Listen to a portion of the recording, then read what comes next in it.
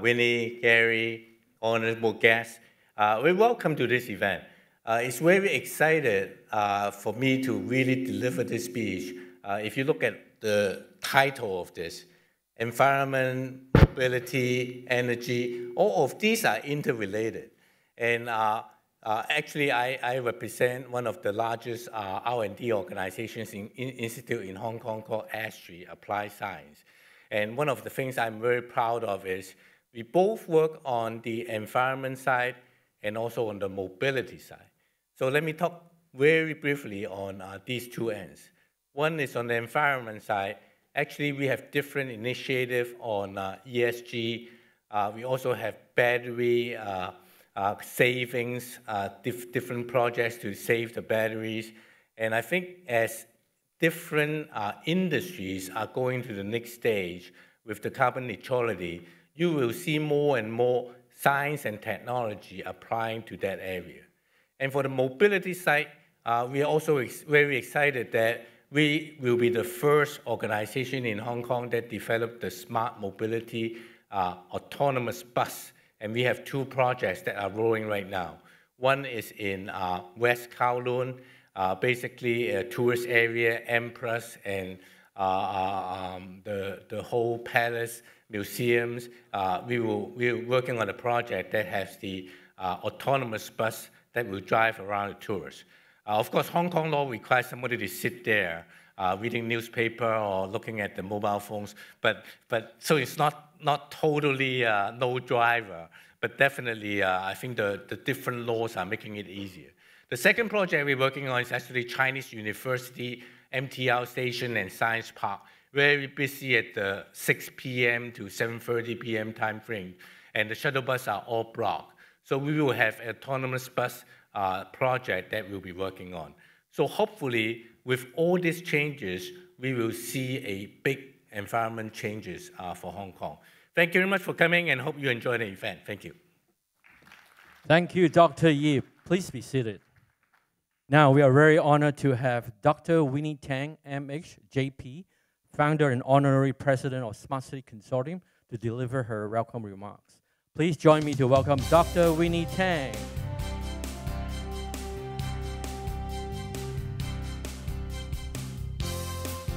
Honorable Undersecretary Diane, Denis, Gary, distinguished guests, ladies and gentlemen, a very warm welcome to all of you and good afternoon. Good afternoon. Thank you so much for joining today's forum on energy, environment, and mobility at DES. This is the second year I joined the DES. I'm so glad to be here to share my humble views to you again. Today's the topic of our forum is Innovate and Invest for a Better Future, the roadmap to smart mobility and a sustainable future. To cut it short, let me focus on the roadmap to smart mobility and a sustainable future. According to the Hong Kong's Climate Action Plan 2050, released in 2021, we are target to achieve carbon neutrality before 2050. Right now, we still have 26 years to go. It seems that we still have plenty of time. However, when you look at the schedule, it takes more than 10 years to get the new registrations of fuel-propelled and hybrid private cars. All knows that transport is the second major source of emissions. Would it be too late? To speed up our progress, I think emerging technologies will be the shortcut. This year, I am excited to know that we can travel by hydrogen-powered double-decker bus. Besides, around 1,800 electric vehicles, EVs, are used, represent about 8.6% of the total numbers of vehicles in Hong Kong, and the number is keep rising. What's more, air taxi will no longer be a dream for us, as this service may be available soon in Shenzhen.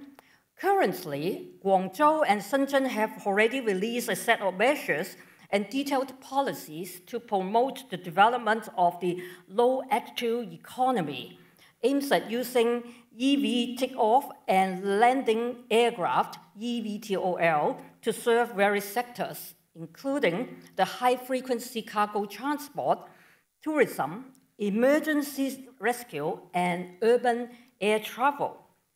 If there's air taxi service available in the GBA later, traffic congestions at the border checkpoint during the public holidays will be possibly eased. I also learned that Sweden is building the world's first permanent electrified road, allowing electric vehicles to be charged while driving, which will greatly help increase the popularity of EVs and reduce emissions. Meanwhile, the China Automobile News quoted an estimate that the market value for the wireless charging equipment for EV would increase to 1.8 billion Hong Kong dollars by 2027, implying that the demand for wireless charging is increasing. During the last decade, we can see that technologies keep evolving from electric vehicle to hydrogen-powered vehicle, from unmanned vehicles to unmanned flying vehicles, even from EV chargers to wireless electrified highway. Without the technological advancement, our smart mobility and sustainable future could hardly be achieved. So last but not least, collaborations is the key for technological development. I'm confident that we could co-create a smart and sustainable city together through innovations and collaborations. Thank you very much. Thank you, Dr. Tang. Please be seated. Thank you. Today, we are also honored to have Ms. Diane Wong, JP, Undersecretary of Environment and Ecology, Bureau of the Government, Hong Kong Special Administrative Region, to join us at this forum. May I invite Ms. Diane Wong to come on stage and give her opening remarks. Thank you, Ms. Wong.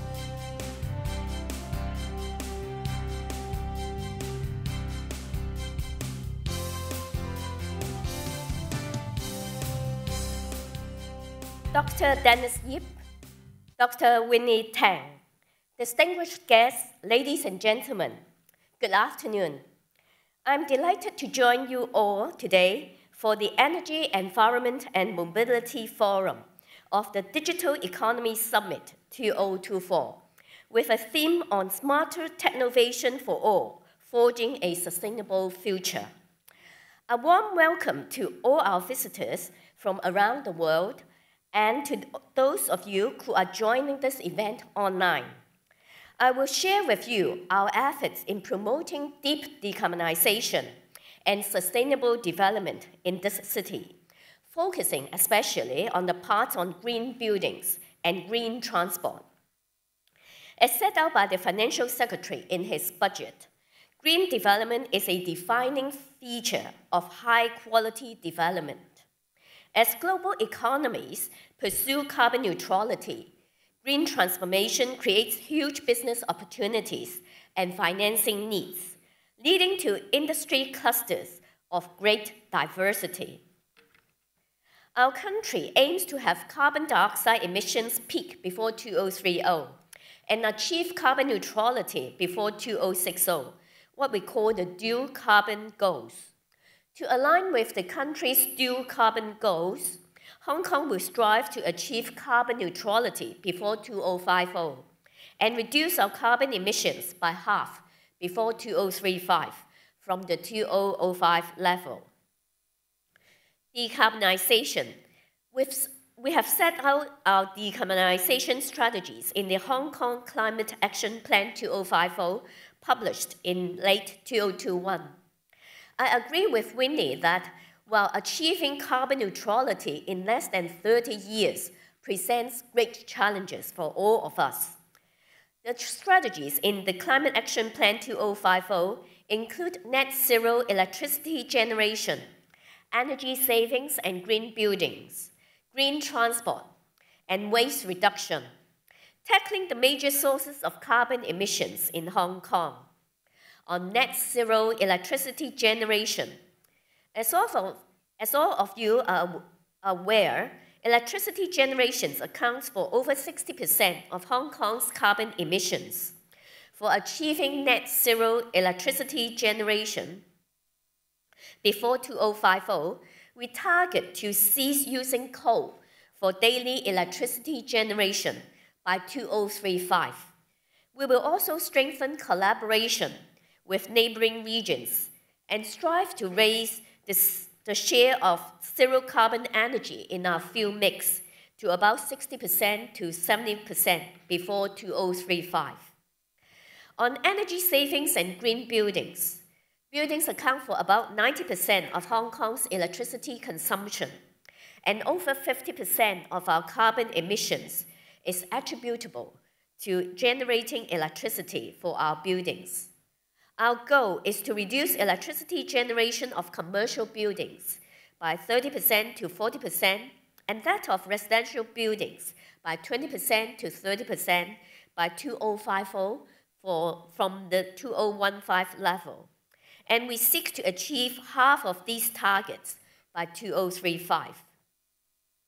We will amend the Buildings Energy Efficiency Ordinance to extend the scope of regulation to more types of buildings, mandate the disclosure of information related to energy audit reports, and shorten the intervals of energy audits.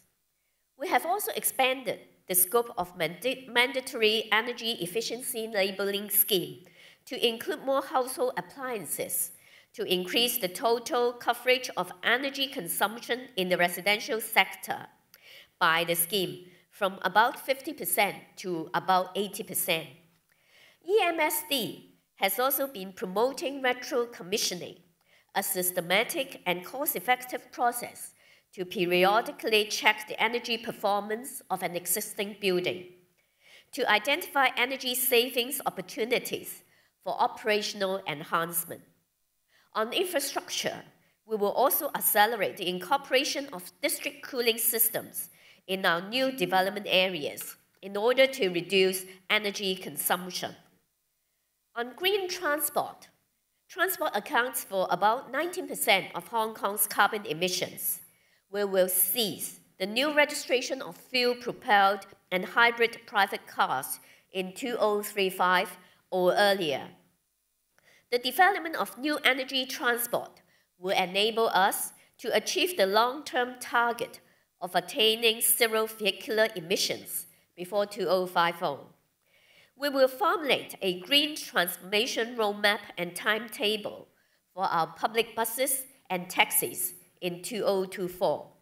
We will also formulate the strategy of hydrogen development in Hong Kong in the first half of 2024 and commence the preparatory work for legislative amendments pertinent to the production, storage, transportation, and application of hydrogen energy with a view to introducing an amendment bill into the Legislative Council in 2025.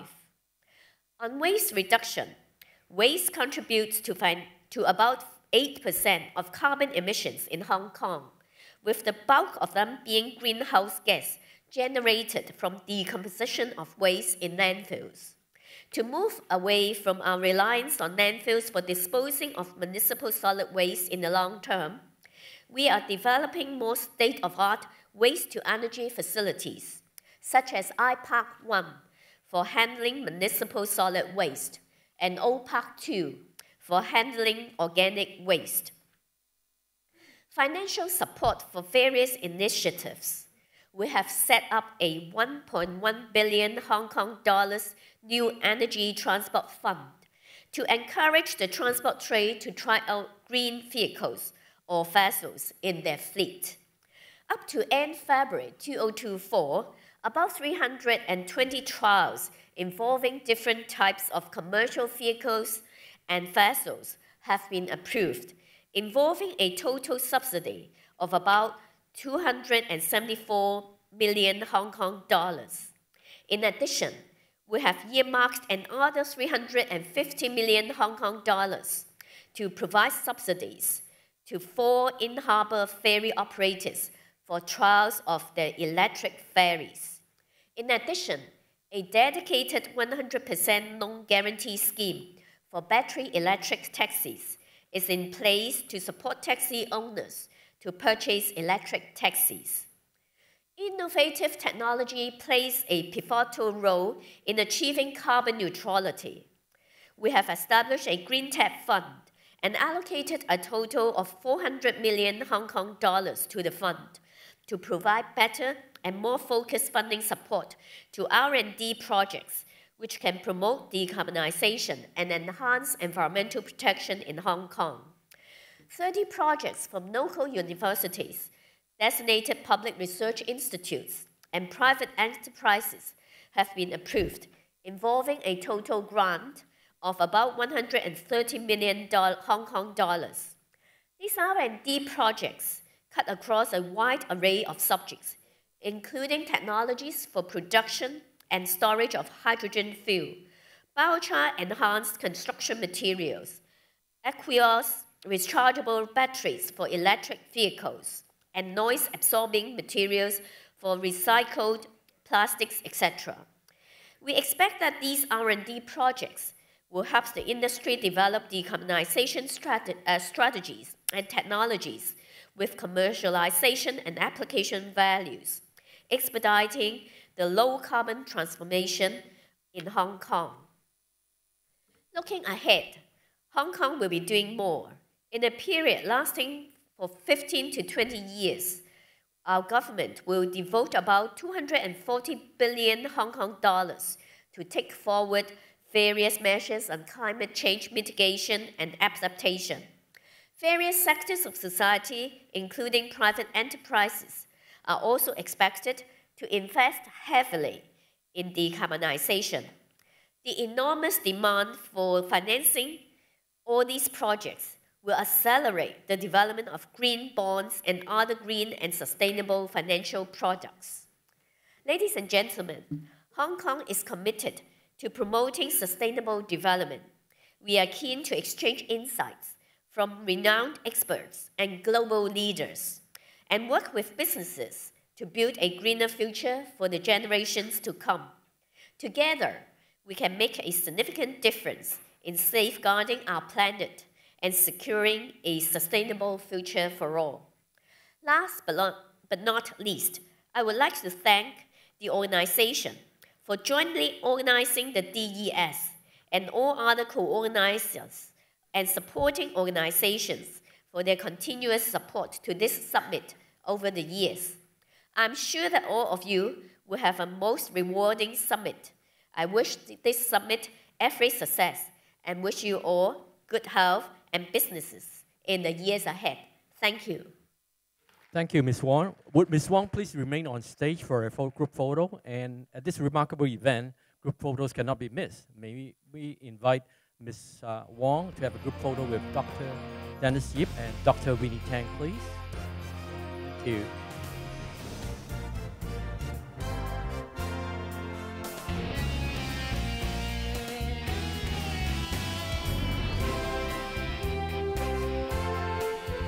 Okay, so let's look at the cameraman in the middle. 1, 2, 3. Right, some more. Middle.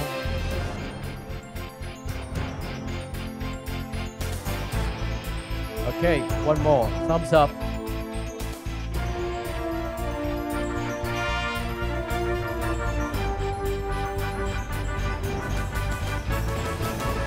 Okay, 1, 2, 3. Okay, good. Thank you, Ms. Wong, Dr. Yip, Dr. Tang. Please remain on stage. Now, can we invite our keynote speakers, panel speakers who are with us today, and other senior representatives of the forum organizer to have a group photo.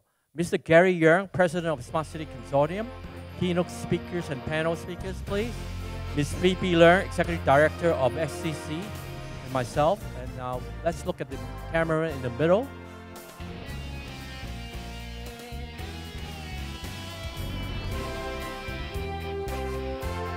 Okay, let's look at the middle.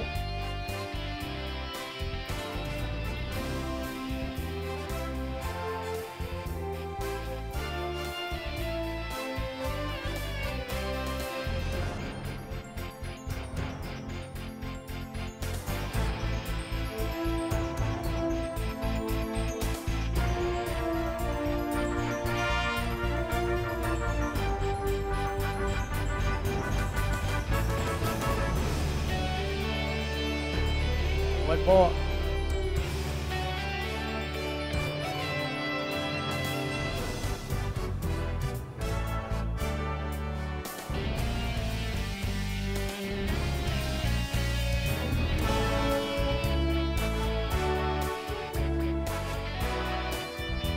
All right, thank you very much.